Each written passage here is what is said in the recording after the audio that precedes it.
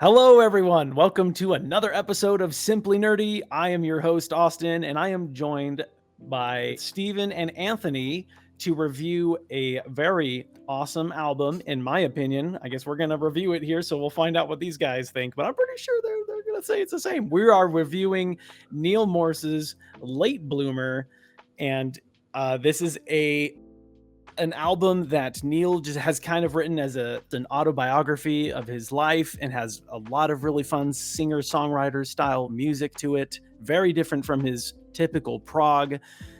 Let's jump into it. Let's give our review. What are your guys' thoughts right off the bat? Oh man, there's just so many influences in this album that were very well done. I could hear some Neil Diamond in there. I could hear some Queen. I could hear John Mayer. I could some Beatles. I'm a huge John Mayer fan. So the Jack acoustic Johnson. guitar work and Jack Johnson. Yeah, dude, the acoustic guitar work was phenomenal. Whether or not that solos. whether or not those are influences, those are definitely what it made us think of. Oh, hands down. Oh, it was so good. There's just a good variety of emotion. I feel like everything from, the uplifting, upbeat, playful song to songs that are more, heart-wrenching and sad and moving and emotional, and he gets really raw. And what a fun trip that it kind of takes you on. And then there's even a song for his dog. Yes, we think is his dog still, but I'm just kidding. It's gotta be his dog. It's gotta be. That one was or he stand out in a very interesting way. Yeah. So he starts off real strong with Already There, Late Bloomer, which are kind of blues vibe, very soulsy approach. You got To Love and Be Alive, which I loved as well. That one's good. I'm Gonna Miss You When You Go, which, oh my gosh, tugged at my heartstrings. Talk about emotional. Dang. Long Time Coming, which was really fun. That one's probably one of my favorites in the whole album. Absolutely. I know you said the same thing, Steve, that the acoustic work in that was just beautiful, top notch. And the groove, man. Yeah, dude, broke down and just had some serious acoustic guitar riffs that were just fire. Yep. Fire. And then you have, completely threw a wrench in with Chloe's song, which was apparently about his dog. Yes. At first we were like, okay, who's this Chloe girl? Is it his daughter? Is it, I thought for sure it was his daughter until the longest time. Right. Anyway. So halfway through the song, I was like, wait a minute, this is his dog. Well, it's funny for those who have watched our extended Patreon listen through, which if you're not a member, go check it out. Check out our Patreon. You'll see our whole listen through of this album. But my dog was coming over here giving me lots of love and just trying to get some attention, and I was like, oh, how appropriate. During that song, yes. During that song, only during that song. And then the dog was gone. It was like, wow. Oh man, it was perfect timing. And then you have Canis Cathedral, which is also very solid, kind of a sad breakup song, but really powerful and moving in a way there.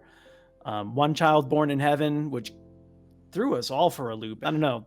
Maybe you guys had some thoughts about that one that you wanted.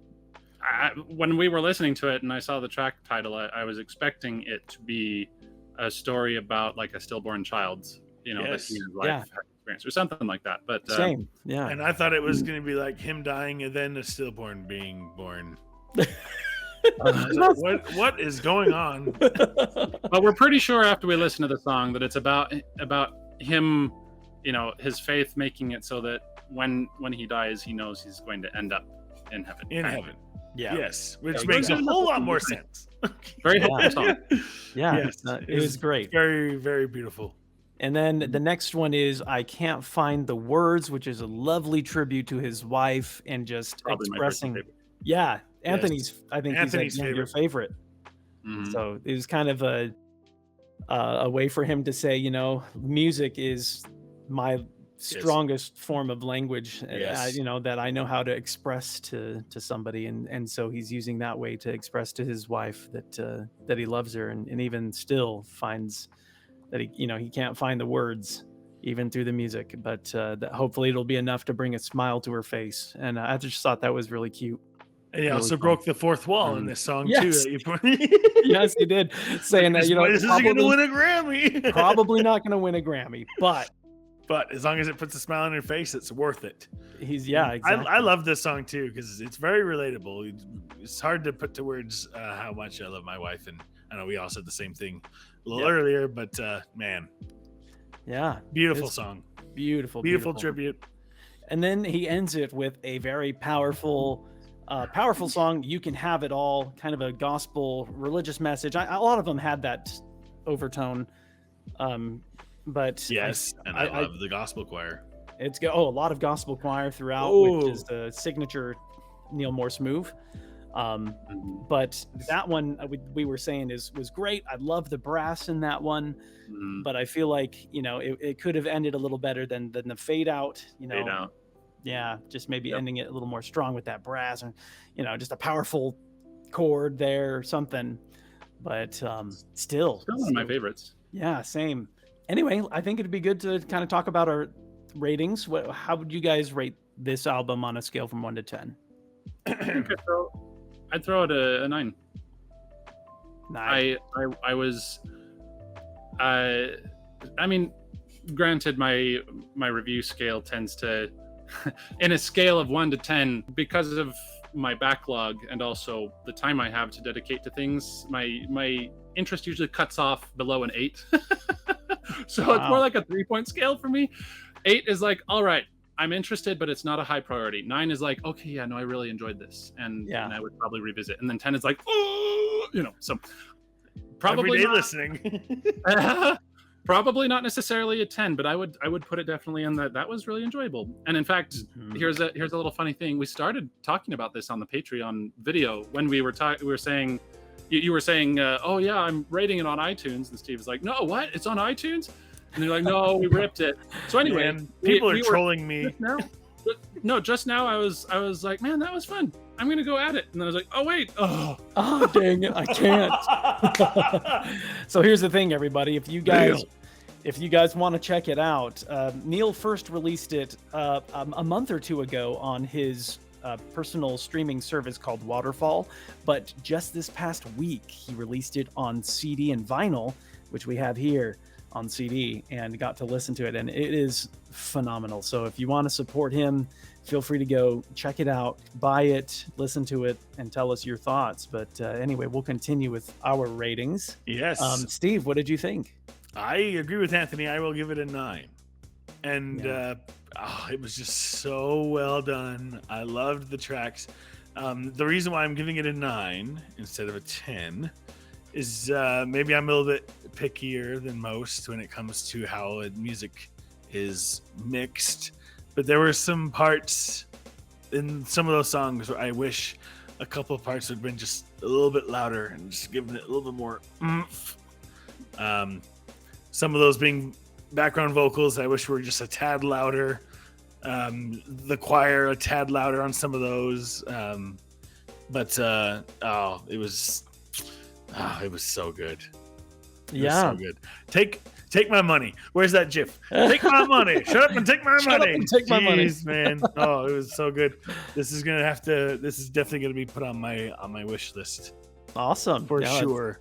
That's good. That's good. Dang, man, now I feel kind of terrible because I feel like I'm a really harsh critic, and I'm a judge that I can agree with that.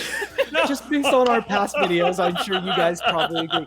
So I'm not rating this low. Let me just preface it with that. But I would have said 8.5 was my initial thought. Oh, that's not even that big a drop. Yeah, it's like calm down, bro. It's not. But you guys were giving it a 9, and I was like, I'm the Neal Morse, Spock's Beard, prog fan. I'm the one that introduced you guys. I'm huge into Neal, and I loved this album. But I think what happens is I compare it to a lot of his other work. Yes. And his other stuff. You are more familiar with that. Yes. Yeah. Which this is a solid one, and it's definitely up there as one of my favorites of his solo albums, his solo work. It has some good guests featuring with with strings and background vocals. We talked about Julie Harrison, who does phenomenal, and I want to credit some of the others because I'm not doing it justice, but horns by Joey and Levi Pippin. Awesome. Yes. Yeah, you've got strings by Chris Carmichael. You got background vocals. I mentioned Julie, but there's also Amy Pippin. So the Pippin family playing a huge role in this, apparently. And then some more background vocals by Julie Harrison. So phenomenal job. And then Neal, of course, doing the brunt of the work a lot himself, doing, incredible double layering the vocals for some of the songs. As his signature style, and even a lot of the instrumentation. I was going to say the instrumentation he did a lot himself. The acoustic guitar, regular guitar, drums. Really very talented musician. He's a musical genius and kind of the father of modern day progressive rock. Anyway, I would have probably said either an 8.5 or a 9. It's up there, guys. So the songs that I gave 5 stars were Already There, I'm Gonna Miss You When You Go, Long Time Coming, awesome acoustics. Yeah, I did like that one a lot. Oh, so good. Chloe's song, the dog song, so funny. One Child Born in Heaven, that was a 5-star, and then You Can Have It All. Everything else was 4 stars. Like they were solid songs. And I would recommend all of them to anyone who's even remotely interested or familiar with Neal's work. Like, I think you're gonna enjoy this a lot. So, and the official Simply Nerdy score is a 9 out of 10. Nice. So there you go. Is that rounded up? Yep, rounded up. Nice. Very cool. You heard it here first. You did. Dang it, Austin. Beat him to it. Beat me to it. That's okay. Cool. Well, any last second thoughts from you guys? I'll be looking into more Neal Morse stuff. That was a Cool. great introduction for me. Yeah. Dang. Great. I'm glad to hear that, Steve. And I hope others will also take our words for what it's worth and want to give them a shot, because it's especially if you're into something that's has a hint of a religious tone to it, and that's definitely a big part Uplifting of his messages. Yeah, a lot of uplifting messages about him and the struggle of life that he's been going through, and how he's literally a late bloomer. I mean, that is the name of the album. So, okay. Don't forget to buy your merch. Wow, okay. Actually, there was one thing I was going to say. So, go ahead. when do you think? Okay, David. I'm just kidding. one more thing. That's why I think his name should be in the Discord when he wanted Super Jump. I was like, I have to do one more thing. At first, I was thinking I wasn't going to say anymore, but then I did have just a quick little blurb for you. When do you think he's going to finally release an album called The Morse Code? Yes! You have to. You heard it here first. You heard it here first, Neal Morse. All right, there you go. Sorry. There you go, Neal. But Simply My dad Nerdy joked gets rights, so you better be paying us royalties. you gotta That's pay right. us royalties, man. Copyright. All right, nope, that's it for me. No, and I'm sure he's That more was than welcome great. to use I that. love I'm sure it's hopefully it's crossed his mind before, but It's gotta. yeah. But he hasn't done it yet, so you heard it here first, and you gotta pay us royalties now. So it's too late, bro. It's too late. Well, yeah, thank you guys for coming and sticking around and listening to our ramblings about this awesome music. Hopefully you guys can go and check it out. Go to Radiant Records and support Neal and get the album and let us know your thoughts. Drop a comment and tell us what you think. If you agree or disagree, that's okay. We'd like to hear it either way. But But be we'll sure. agree with one of you and disagree with the other. Yes. Exactly. But be sure to hit subscribe if you would like to hear some more nerdy content. Click the like button and ring that notification bell, and that way you will be notified of all the other future nerdy content we will be releasing, including some other reviews of Neal Morse's work, particularly Spock's Beard, which will be, I don't know, sometime in the near future. Yeah, in the near future. So I might need to revisit some of the albums. There's a lot of discography. I've gone through it more than once. I might need one more polish off. We'll have to see. nice. I won't be participating in that one, but I will be watching because I will need some Spock's Beard guidance as I go forward with Neal, because I will definitely be going forward with the Neal. Yeah, it's good stuff. Sure. Great. Thanks again, you guys. And until next time, Keep it nerdy. nerdy. 'Cause I'm